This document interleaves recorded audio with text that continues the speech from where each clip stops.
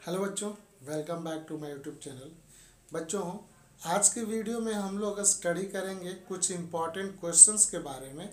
और यह क्वेश्चंस आपके बोर्ड एग्जामिनेशन के लिए काफ़ी इम्पॉर्टेंट है। जी हाँ बच्चों, ये क्वेश्चंस बिहार बोर्ड द्वारा दिए गए मॉडल पेपर का ही क्वेश्चंस आंसर है। और इस प्रश्न उत्तर से हम लोग कुछ नया सीखेंगे। और ये सारे प्रश्न आपके बोर्ड एग्जाम के लिए इम्पोर्टेंट है, इसलिए वीडियो को पूरा देखिएगा और इस प्रश्न को आप नोट कर लेंगे, सारे आंसर को भी नोट कर लेंगे। तो चलिए आज का क्वेश्चंस हम लोग शुरू करते हैं। बच्चों, जो पहला शॉर्ट क्वेश्चन आंसर है जो कि बिहार बोर्ड के मॉडल पेपर 2021 में दिया गया है, जो कि एक क्लास 10 के लिए इम्पोर्टेंट क्वेश्चन है बच्चों।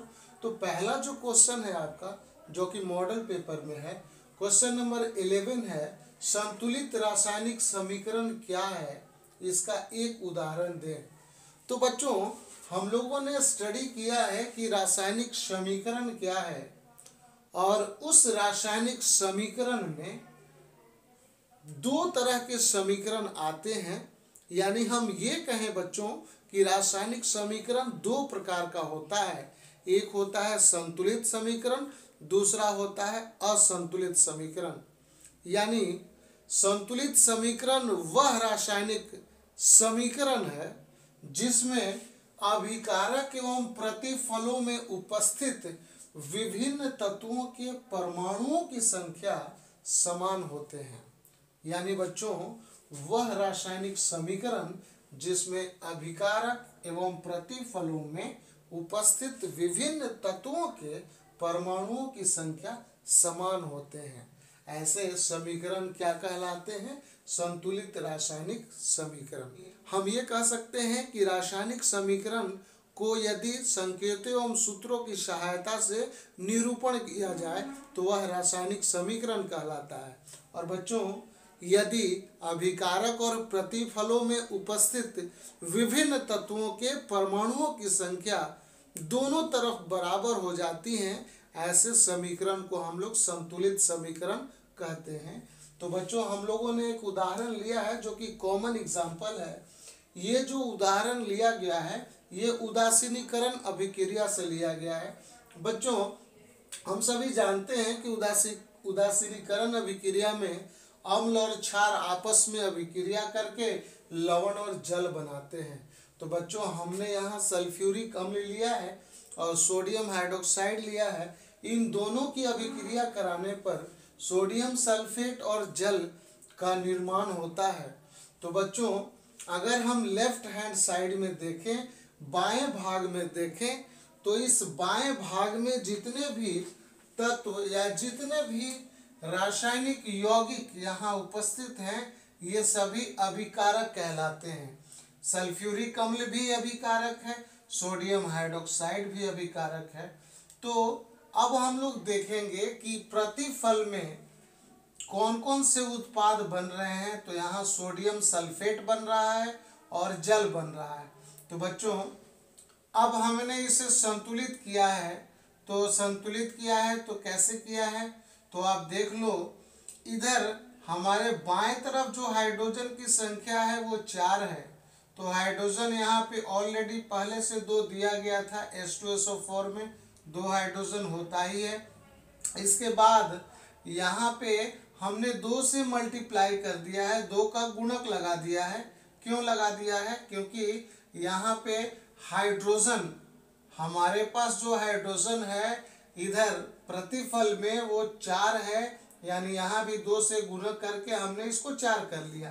तो यहाँ भी हमको 4 करना होगा, तो 2 से गुणक करके हमने हाइड्रोजन को बैलेंस कर लिया। तो दोनों साइड में हाइड्रोजन क्या है? बैलेंस है। उसी तरह से ऑक्सीजन यहाँ लेफ्ट हैंड साइड में 6 है, क्योंकि ऑलरेडी यहाँ पे 4 पहले से है और 2 के गुणक के कारण ऑक्सीजन भी 2 हो गया। तो 4 और 2 6 हो गया। तो ऑक्सीजन जो है हमारा बाएं तरफ कितना हो गया? 6 हो गया। और राइट हैंड साइड में यानी दाहिने साइड में ऑक्सीजन की संख्या भी 6 हो गया, क्योंकि 4 ऑक्सीजन यहाँ है और 2 ऑक्सीजन यहाँ पे है, तो 6 ऑक्सीजन हो गया। बच्चों सल्फर एक है क्योंकि यहाँ सल्फर की जो परमाणु संख्या है, जो सल्फर का जो इसमें एटम है, तो यहाँ एक एटम भाग ले रहा है, इधर भी सल्फर का एक एटम भाग ले रहा है, तो दोनों तरफ सल्फर की संख्या क्या हो गई, समान हो गई। और सोडियम, सोडियम देख लो यहाँ 2 से गुणक इधर भी है और 2 यहाँ पे लगा हुआ है, तो सोडियम सल्फेट में सोडियम के 2 परमाणु हैं, तो यहाँ भी सोडियम के 2 परमाणु हो गए। तो इस तरह से हमने इसको संतुलित कर दिया है। तो इसका एक उदाहरण देना था तो हमने यहाँ पे एक उदाहरण दे दिया है। अगर आप कोई दूसरा उदाहरण सिंपल लेना चाहेंगे तो आप कार्बन प्लस ऑक्सीजन ले सकते हो। अगर कार्बन प्लस ऑक्सीजन लोगे तो इसका प्रोडक्ट क्या बन जाएगा, कार्बन डाइऑक्साइड। अब यहाँ कहोगे कि सर ये तो बिल्कुल बराबर हो गया, ये तो ऑलरेडी पहले से संतुलित है, तो हम इसको न लेकर के हम यहाँ पे मैग्नीशियम का रिबन ले लेंगे।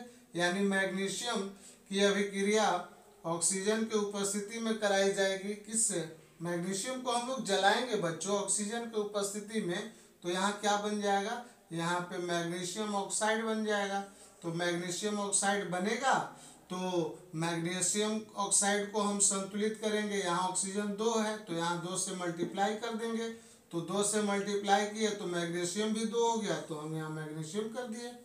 उसी तरह से आप बच्चों यहाँ पे H2 प्लस O2 ले सकते हो। हाइड्रोजन और ऑक्सीजन गैस दोनों अभिक्रिया करके क्या बनाएगी, यहाँ पे जल बनाएगी, वाटर बनाएगी ना, तो वाटर बनाएगी। तो यहाँ पे हाइड्रोजन 2 है उत्पाद में, यहाँ भी हाइड्रोजन 2 है, परंतु ऑक्सीजन तो एक ही है बच्चों।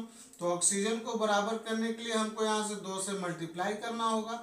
जब 2 से मल्टीप्लाई कर लिए तो बच्चों ऑक्सीजन तो बराबर हो गया, लेकिन हाइड्रोजन क्या हो गया, ये ज़्यादा हो गया, इधर हाइड्रोजन 4 हो गया, तो इधर 2 से मल्टीप्लाई करना होगा। तो आपको जो उचित लगता है, जो भी एग्जाम्पल आपको इजी लगता है, उसको एक बैलेंस करके यहाँ पे दिखा देना होगा। तो ये हम लोगों ने पहला जो 2 नंबर का क्वेश्चन है उसको हम लोगों ने कर लिया है। बच्चों इसका अगला जो क्वेश्चन है वो क्वेश्चन नंबर 12 है, सूचक क्या है, एक सूचक का नाम लिखें। ये हमारे मॉडल पेपर में दिया गया है, शॉर्ट क्वेश्चन में, केमिस्ट्री का पार्ट हम लोग कर रहे हैं। तो सूचक क्या है, एक सूचक का नाम लिखें। बच्चों हम लोगों ने सूचक का अलग से वीडियो बनाया हुआ है, आप प्लेलिस्ट में जाकर वहाँ देख सकते हैं, अम्ल, क्षार और लवण, तो वहाँ पे भी सूचक का जवाब आपको मिल जाएगा। बच्चों सूचक एक प्रकार का रंजक है, एक प्रकार का डाई है जो अम्ल या क्षार में डालने पर रंग परिवर्तन करता है। यह रंग परिवर्तन कर सूचना देता है कि जांच किया गया पदार्थ अम्ल है या क्षार है। बच्चों हम लोगों ने ये पढ़ रखा है, हम लोगों ने स्टडी कर रखा है कि सूचक एक ऐसा रासायनिक पदार्थ है जो किसी भी दिए गए पदार्थ के बारे में बतलाता है कि वह अम्ल है या क्षार है। तो बच्चों जब तक सूचक अपना रंग परिवर्तन नहीं करता है तब तक वो हमें किसी भी तरह का सूचना नहीं देता है। हाँ, यदि परिवर्तन नहीं करता है तो भी हमें सार्वत्रिक सूचक या सार्वभौम सूचक के द्वारा या यूनिवर्सल इंडिकेटर के द्वारा पता चलता है, लेकिन वहाँ भी रंग परिवर्तन होता है। तो या तो लिटमस पेपर हम लोग यूज करें या तो हम यूनिवर्सल इंडिकेटर यूज करें, दोनों में रंग परिवर्तन होता है बच्चों। तो बिना रंग परिवर्तन किए कोई भी सूचक हमें यह सूचना नहीं देता है कि दिया गया पदार्थ वो अम्ल है या क्षार है। तो ये याद रखिएगा, कोई भी सूचक रंग परिवर्तन कर हमें यह सूचित करता है कि आपने जो पदार्थ टेस्ट के लिए लिया है वह अम्ल है या क्षार है, यानी वह अम्लीय नेचर का है या क्षारीय नेचर का है। तो बच्चों इन दोनों क्वेश्चंस का आप आंसर नोट कर सकते हैं या तो इसका स्क्रीनशॉट ले सकते हैं। इसके बाद हम लोग अगला क्वेश्चन करेंगे।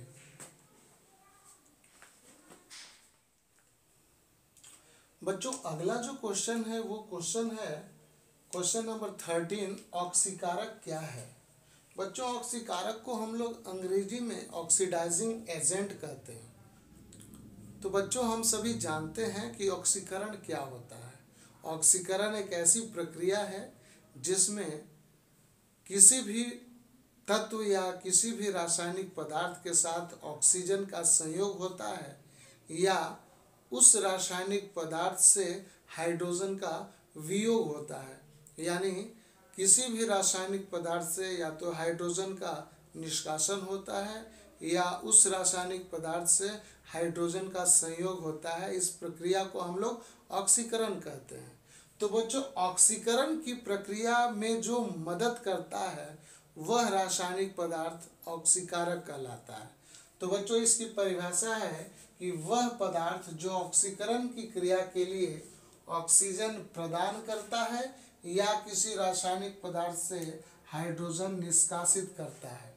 यानी वह पदार्थ जो ऑक्सीकरण की क्रिया के लिए ऑक्सीजन प्रदान करता है या किसी रासायनिक पदार्थ से हाइड्रोजन निष्कासित करता है, ऐसे पदार्थ को हम लोग ऑक्सीकारक कहते हैं या ऑक्सीडाइजिंग एजेंट कहते हैं। क्वेश्चन नंबर 14 है बच्चों कि संक्षारण क्या है, उदाहरण देकर समझाएं। यानी ये संक्षारण होता क्या है। तो बच्चों, संक्षारण को हम लोग कोरोजन कहते हैं और एक एग्जाम्पल को हम लोग देकर इसको समझाएंगे। तो बच्चों, संक्षारण एक ऐसी प्रक्रिया है जिसमें धातुओं की परत हवा, नमी या किसी रसायन के प्रभाव के कारण नष्ट होते हैं। यानी बच्चों, संक्षारण एक ऐसी धीमी प्रक्रिया है जिसमें कोई भी धातु, वायु, नमी या किसी रसायन के प्रभाव के कारण अपनी परतों को धीरे धीरे नष्ट करता है। ऐसे प्रक्रिया को हम लोग संक्षारण का नाम देते हैं।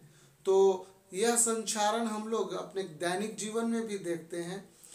आप देखते होंगे कि दरवाज़ा में या किसी भी लोहे से बनी हुई वस्तुओं में संक्षारण होता है। एक लोहे की कील देख लें या तो एक लोहे का छड़ देख लें या लोहे का गेट देख लें, वो धीरे धीरे क्या होता है, संक्षारित होता है। क्योंकि यह ऑक्सीजन के साथ अभिक्रिया करके, नमी के साथ अभिक्रिया करके जंग यानी रस्ट का निर्माण करता है। तो बच्चों, लोहे में नमी एवं वायु के कारण जंग लगता है। तो बच्चों, जब कोई भी लोहा ऑक्सीजन और नमी के साथ अभिक्रिया करता है तो वह हाइड्रेटेड आयरन ऑक्साइड बनाता है, यानी Fe2O3।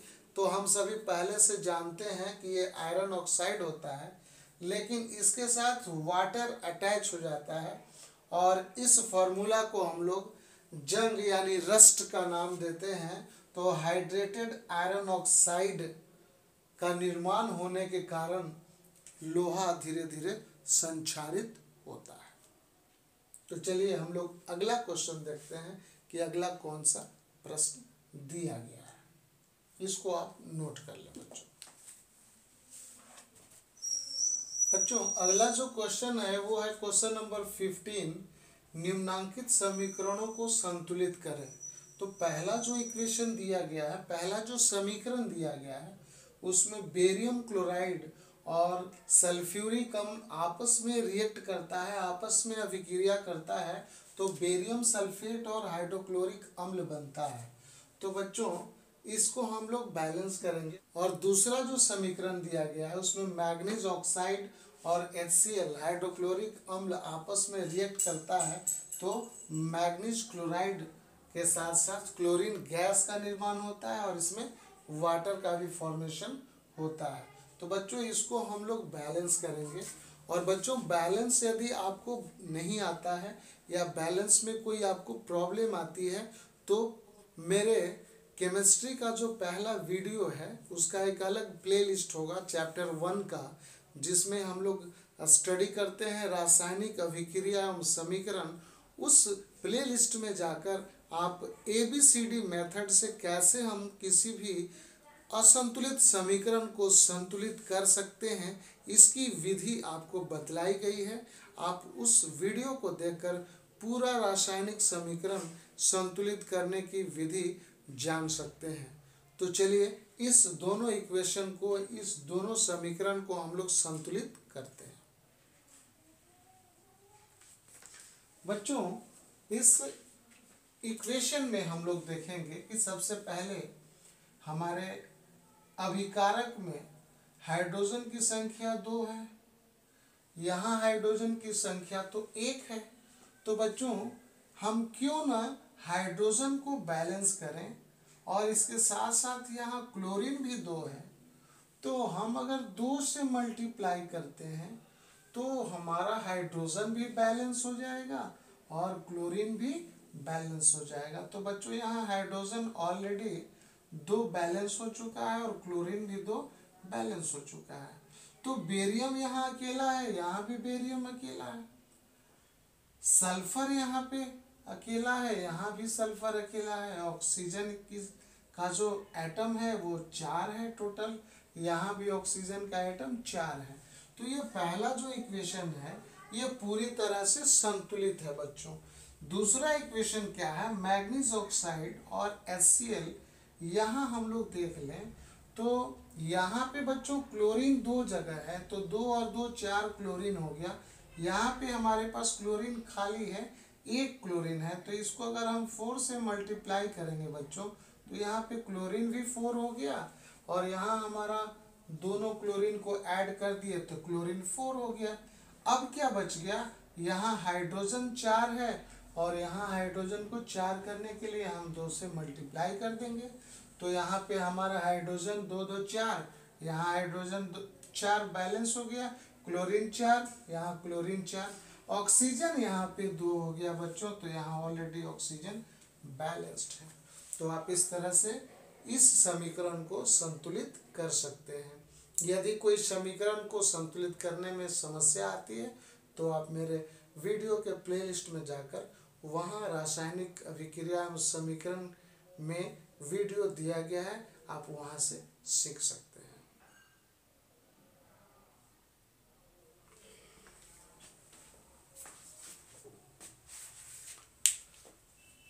तो बच्चों चलते हैं हम लोग अगले क्वेश्चन में, क्वेश्चन नंबर 16, और वहां देखते हैं कि कौन सा क्वेश्चन दिया गया है।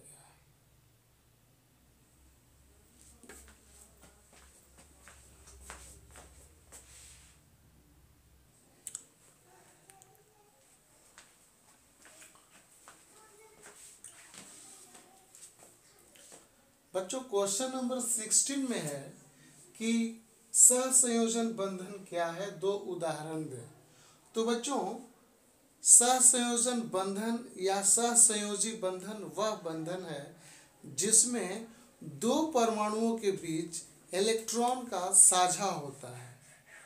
ठीक है, तो वह रासायनिक बंधन जिसमें 2 परमाणुओं के बीच इलेक्ट्रॉनों का साझा होता है, ऐसे बंधन को हम लोग सहसंयोजन बंधन कहते हैं। बच्चों आप ध्यान दोगे, सहसंयोजन बंधन में परमाणुओं के बीच क्या होगा, इलेक्ट्रॉन की शेयरिंग होगी, यानी यहाँ पे जो भी एटम होंगे, जो भी परमाणु होंगे, दोनों परमाणुओं के बीच इलेक्ट्रॉन्स का साझा होता है। ये इलेक्ट्रॉन का त्याग नहीं करते, ये आपस में मिलकर साझा कर ये क्या बनाते हैं, यौगिक बना लेते हैं, या आपस में साझा कर अगर तत्व के परमाणु हैं तो आपस में साझा करके एक अणु का निर्माण कर लेते हैं। तो बच्चों हम लोगों ने एग्जाम्पल के लिए ऑक्सीजन और क्लोरीन गैस लिया है, और हम सभी जानते हैं कि ऑक्सीजन की परमाणु संख्या 8 होती है और क्लोरीन की परमाणु संख्या 17 होती है। तो बच्चों जब भी हम लोग रासायनिक बंधन बनाएंगे तो हम लोग इसका इलेक्ट्रॉनिक विन्यास निकालते हैं। तो बच्चों ऑक्सीजन का जो इलेक्ट्रॉनिक विन्यास होता है वो 2 6 होता है, यानी इसके आउटर मोस्ट ऑर्बिट में, इसके सबसे बाह्यतम कक्षा में इलेक्ट्रॉन की संख्या 6 होती है। तो हम लोग क्या किए हैं, ऑक्सीजन के आउटर मोस्ट ऑर्बिट में 6 इलेक्ट्रॉन हम लोगों ने रेड कलर से पॉइंट कर दिया है, और इस ऑक्सीजन में हम लोग 6 पॉइंट यानी 6 इलेक्ट्रॉन ब्लू कलर से पॉइंट किया है। अब हम लोग क्या किए हैं, 2 इलेक्ट्रॉन दूसरे ऑक्सीजन का, और ये 2 ऑक्सीजन दूसरे ऑक्सीजन, 2 इलेक्ट्रॉन दूसरे ऑक्सीजन का, ये आपस में क्या किए हैं, साझा किए हैं और एक बॉन्ड बनाए हैं। इस बॉन्ड को, इस बंधन को कहते हैं सहसंयोजन बंधन। यहाँ भी क्लोरीन के केस में क्योंकि इसका इलेक्ट्रॉनिक विन्यास क्या होगा 287। तो जो संयोजी इलेक्ट्रॉन होते हैं बच्चों, उसी संयोजी इलेक्ट्रॉन को हम लोग यहाँ पे दर्शाते हैं, यानी वैलेंस इलेक्ट्रॉन आपको यहाँ पुट करना होगा। तो क्लोरीन का जो वैलेंस इलेक्ट्रॉन है, क्लोरीन का जो संयोजी इलेक्ट्रॉन है वो 7 होता है। तो ये एक एक इलेक्ट्रॉन का साझा आपस में करते हैं। तो बच्चों इस तरह से हम लोग क्वेश्चन नंबर 16 का सॉल्यूशन कर लिया है। सहसंयोजन बंधन वह रासायनिक बंधन है जिसमें दो परमाणुओं के बीच इलेक्ट्रॉन का साझा होता है। ऐसे बंधन को सहसंयोजन बंधन कहते हैं। तो इसको आप नोट कर लीजिए। बच्चों अगला जो क्वेश्चन है वो है क्वेश्चन नंबर 17, और इस क्वेश्चन में है अम्ल और भस्म में दो अंतर लिखें। तो बच्चों अम्ल और भस्म में हम लोग दो अंतर लिख लेंगे। पहला अंतर है अम्ल स्वाद में खट्टा होता है, जबकि भस्म स्वाद में कड़वा होता है। इसको आप याद कर लोगे बच्चों। सेकंड है अम्ल नीले लिटमस पत्र को लाल कर देता है, जबकि भस्म लाल लिटमस पत्र को नीला कर देता है। तो ये काफ़ी इजी क्वेश्चन है, इसको आप कर लोगे और इसको आप कॉपी पे नोट कर लो। बच्चों अगला जो क्वेश्चन है वो क्वेश्चन है क्वेश्चन नंबर 18, सजातीय श्रेणी क्या है, एक उदाहरण दें। तो इसका उत्तर बहुत आसान है बच्चों। कार्बन यौगिकों की ऐसी श्रृंखला जिसके सदस्यों में एक ही क्रियात्मक समूह या प्रक्रियात्मक समूह रहता है तथा दो क्रमागत सदस्यों के अणु सूत्र में CH2 का अंतर रहता है, उसे हम सजातीय श्रेणी कहते हैं। जैसे मीथेन यानी CH4 और इथेन C2H6, इन दोनों के बीच का जो अंतर है वो CH2 का होता है। यानी यहाँ कार्बन 2 है तो यहाँ कार्बन 1 है, और यहाँ कार्बन 6 है तो यहाँ कार्बन 4 है। यानी जब दोनों को हम माइनस करेंगे तो CH2 का हमेशा अंतर आएगा। इसी तरह से अगर हम प्रोपेन ब्यूटेन लिखें या पेंटेन हेक्सेन लिखें तो भी हमेशा CH2 का डिफरेंस आएगा।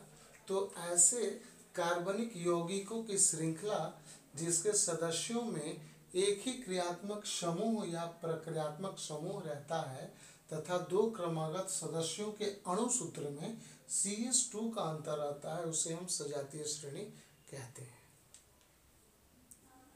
तो बच्चों 2021 की 10वीं की परीक्षा के लिए बिहार बोर्ड द्वारा जो मॉडल पेपर दिया गया था, उस मॉडल पेपर से हम लोगों ने केमिस्ट्री का शॉर्ट क्वेश्चन आंसर यानी लघुत्तरीय प्रश्न को हमने हल कर लिया है।